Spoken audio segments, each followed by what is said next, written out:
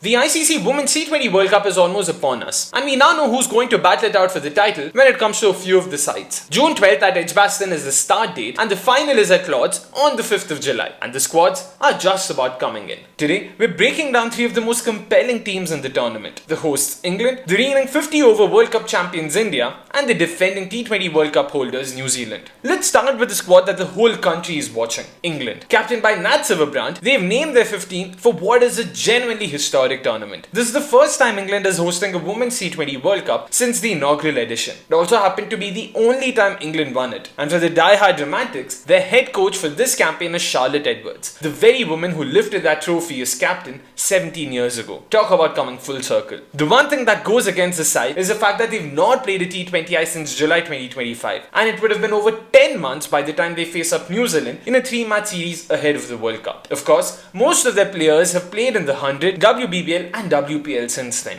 And they also took a 30-member travelling party to South Africa last month for an extensive training camp. I see the 11 shaping up this way: Danny Whitehodge, Sophia Dunkley, Nat Sciver-Brunt, Heather Knight, Amy Jones, Alice Capsey, Danny Gibson or Freya Kemp, Charlie Dean, Sophie Eccleston, Lauren Bell and Lindsay Smith. The experience on this side is formidable. Danny Whitehodge and Sophia Dunkley to open, with Nat Sciver-Brunt and Heather Knight to follow, is definitely one of the more well-balanced top orders in the competition. Add Amy Jones, Alice Capsey and Danny Gibson to that, and this lineup in form can give many oppositions a run for their money. The bowling attack is led by Lauren Bell, who's been in amazing form in franchise cricket for the last 10 months or so. She will be hoping to make this English summer her own. They've also gone for the express pace of Izzy Wong and Lauren Filer, who add a different dimension to this bowling group. Knowing Edwards' own liking for more bowling options, someone like a Danny Gibson or Freya Kemp also help her have more options to play an extra seamer or use them as an additional hitter down the order. And when it comes to spin, they've got vice captain Charlie Dean, the power play specialist Lindsay Smith and world number 2 Sophie Eccleston up their ranks. The biggest surprise though has to be the inclusion of Tilly Coleman, an 18-year-old uncapped left-arm spinner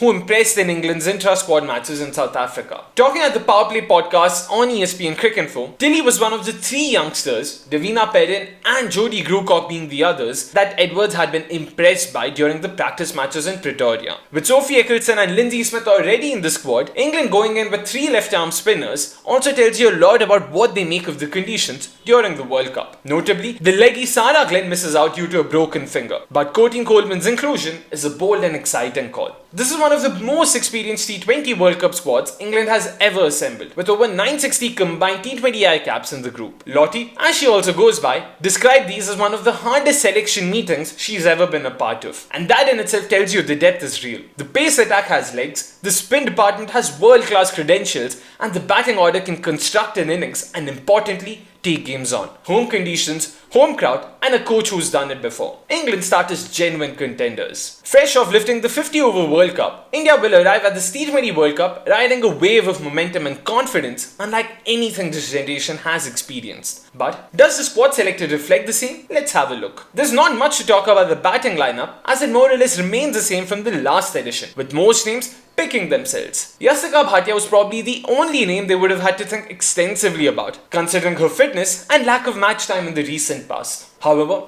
they've shown faith in the southpaw and picked her up as the backup keeper, ahead of G. Kamalini and Uma Chhetri. The bowling department rests heavily on Deepti Sharma, who also won Player of the Tournament at the 2025 Women's ODI World Cup. She's also one of only 2 all-rounders, along with Radha Yadav, in the squad currently, and India will be hoping that she rises up to the big occasion again. Speaking of Radha Yadav, her selection in a way is also a sign of uncertainty within the think tank. After not featuring in the tours to Australia and South Africa, she's now straight away made it to the World Cup squad. This was due to a combination of 2 reasons: her fantastic performances at the domestic circuit and untimely injuries to the likes of Amanjot Kaur, Kashvi Gautam and Pooja Vastrakar. With none of their pace all-rounders available, the think tank would have wanted to add the cushion of a spin all-rounder in case they ever needed one for balance. The addition of an uncapped Nandini Sharma also shows how eager the selectors and think tank are to have wicket-taking options up their ranks. Having picked up 17 wickets in her maiden WPL season, she had impressed one and all with her variations. Chief Selector Amita Sharma spoke about the conscious effort they had put in to add a few more bowlers to the squad to ensure that they're best placed to pick up early wickets regularly. My predicted 11 for them goes something like this: Shafali Verma, Smriti Mandana, Jemimah Rodrigues, Harmanpreet Kaur, Richa Ghosh,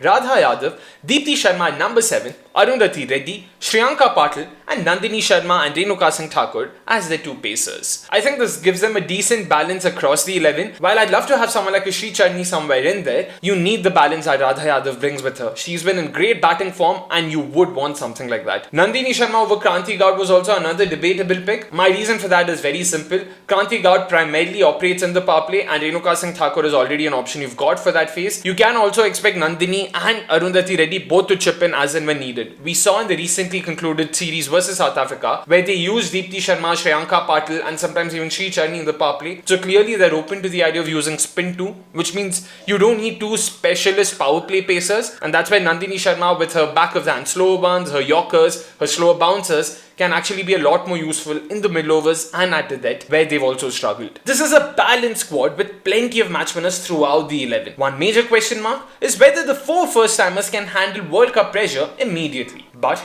with experienced heads like Harmanpreet, Mandana, Deepti and Richa around them, the environment will be right. Last up, New Zealand. And here's where it gets genuinely emotional. Because the story of New Zealand's 2026 World Cup campaign won't just be about defending a title. It's also a farewell to some of the greatest players in the history of women's T20 cricket. Susie Bates, Sophie Devine and Leah Tahuhu have now all confirmed that they will retire from international cricket after this tournament. Their coach Ben Sawyer described it as a rare and special occasion. And it really is. Both Bates and Devine are preparing for their 10th T20 World Cup. They once again enter with a very strong core. 10 players from the title-winning 2020-14 gives the squad a real continuity and collective memory. Importantly, the experience of knowing what it takes to win a World Cup. The batting lineup has been in great hitting form of late, with series wins against both South Africa and Zimbabwe in 2026. Apart from the usual suspects, the likes of Brooke Halliday, Maddie Green and Izzy Gase have also been amongst the runs. The spin department is fascinating. Melie Kerr, of course, is the bedrock. She'll be joined by Flora Devonshire, Nancy Patel and the veteran Susie Bates. The latter two will be expected to chip in more in Eden Carson's absence, which is a real blow to put in mildly. I'm excited to see more of Flora Devonshire, a left-hand batter who bats up the order for Central Districts and someone who'll turn the ball away from right-handers with her left arm off breaks. The pace attack is looking in good shape too, with the likes of Brie Ling and Rosemary Mayer supporting the experienced Devine and Tahuhu. New Zealand won't be arriving as just sentimental favourites. They're arriving as a team that's genuinely playing some of their best cricket. They have been in brilliant recent form, winning 7 of their last 8 T20 internationals. Talking about their 11,